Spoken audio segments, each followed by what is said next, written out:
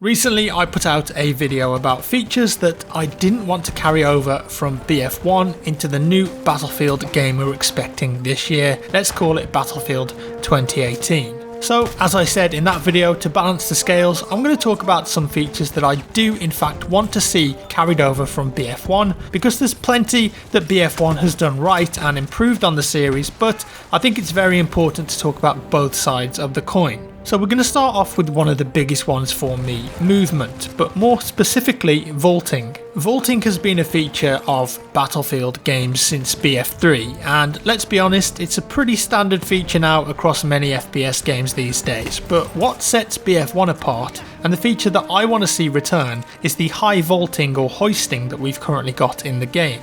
BF1 added and improved the movement system by allowing you to pull yourself up over walls that in other Battlefield games would be otherwise unscalable.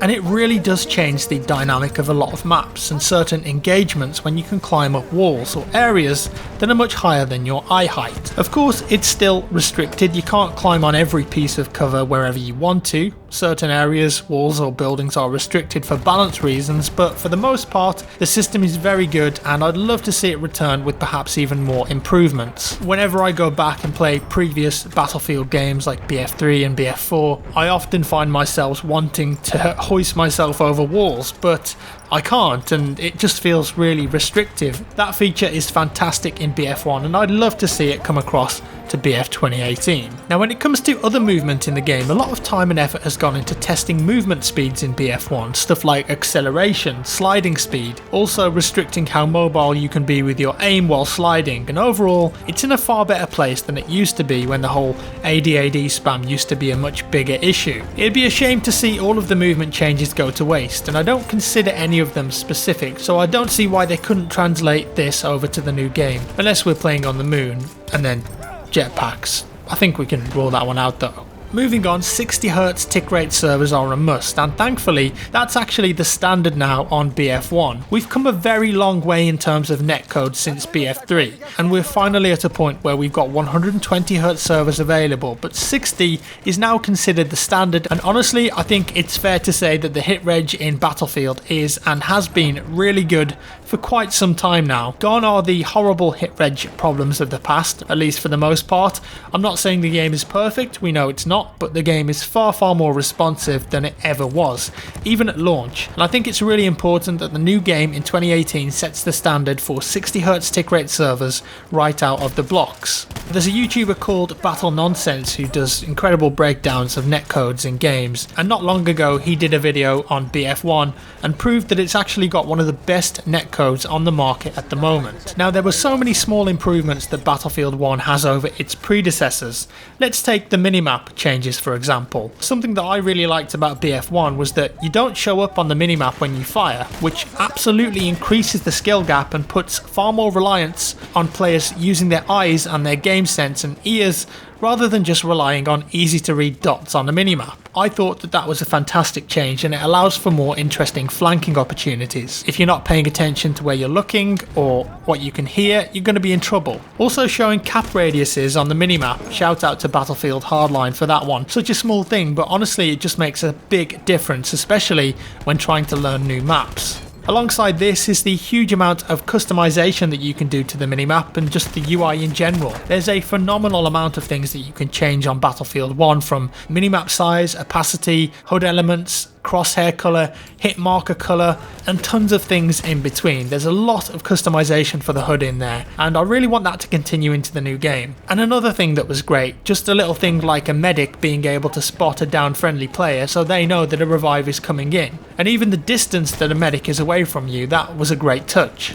Arguably the one thing we definitely know will carry on is the incredible visual and audio design in the game. Every time a new Frostbite game comes out, Battlefield 1, Battlefront, I always think, nah, there's no way that the game is going to look any better than this, but they always do. Battlefront 2, for example, looks incredible, and I've no doubt that the new Battlefield game will be on an updated version of the engine. I think it's a safe bet, and also see a visual improvement over BF1. There are so many graphical details in BF1 that we take for granted or just never notice. Mud, water appearing on weapons when the weather changes or you go prone. I remember small things like that really impressing me when BF1 launched, and I anticipate the same level of detail when the new game is shown for the first time. The audio is often overlooked too, but there's a crazy amount of audio detail from player voice callouts to map ambience. Everything is tied up together in a nice little package to make you feel super immersed in a world. And if you ever join a server without any other players, maybe you're doing some Easter egg hunting or something, have a walk around, you really start to realise how dynamic and immersive the map's audio actually is. Sometimes it's easy to miss when you're concentrating on playing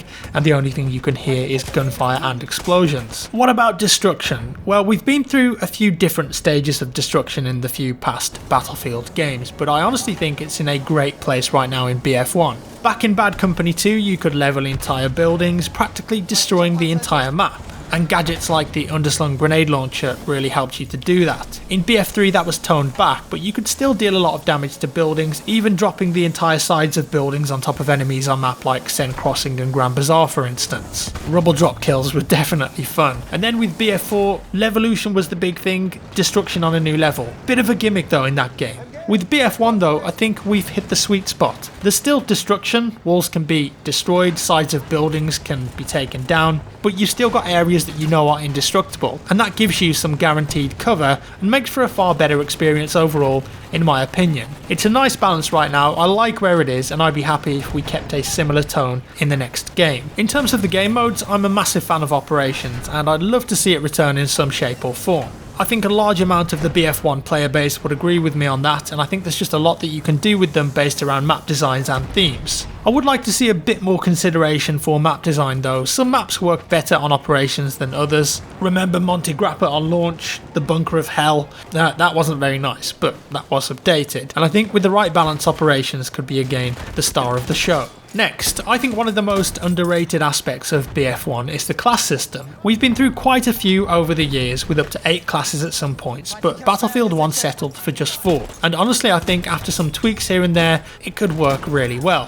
Thanks to the lack of all-class weapons, each class really does have its own defined role, and there isn't really a class such as say Medic in BF4 that just gets the best assault rifles and healing, and if you play the other classes you're going to be at a big disadvantage. That didn't really happen in BF1. Assault has the close range weapons that will really destroy you up close, but Medic has rifles that can operate at medium to long ranges. Support then offers you immense accuracy when stationary, but also a much better damage model thanks to the new time to kill patch. And then Scout is super popular because of how satisfying and you could say easy it is to use the snipers. Medics heal and revive, assaults deal with vehicles, support can also help deal with those pesky vehicles and also resupply, and then Scout can use their spotting flares for reconnaissance.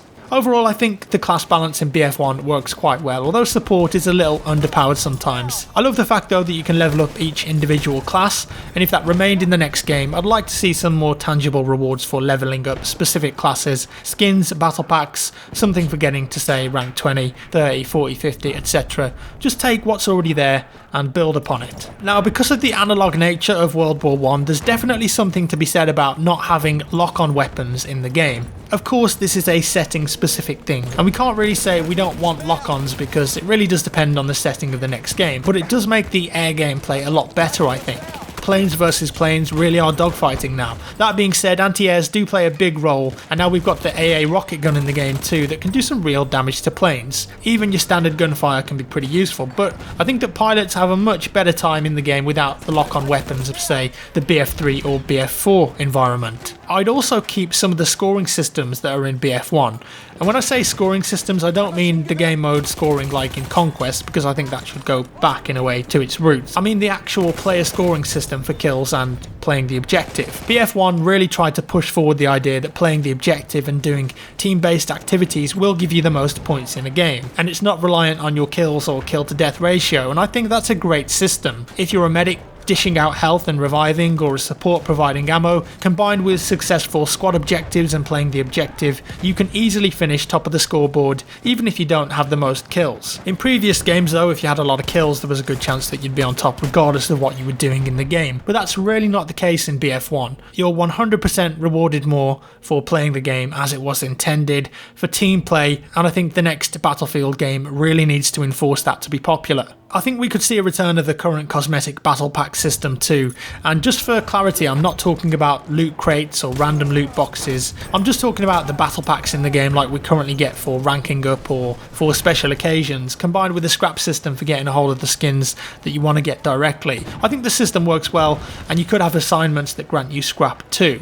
Ideally for me though, I don't want to see any classic loot boxes in the next game, and rather cosmetics in a shop that you could just buy. And that's everything that I could think of for now. Do let me know what you think down in the comments below. What features should the new Battlefield game this year carry over from what was available in BF1? And if you want to watch my video of unwanted features, you can check that out on my channel. If you liked the video, give me a thumbs up. If you didn't, a thumbs down. Subscribe for more, and I'll see you in the next one.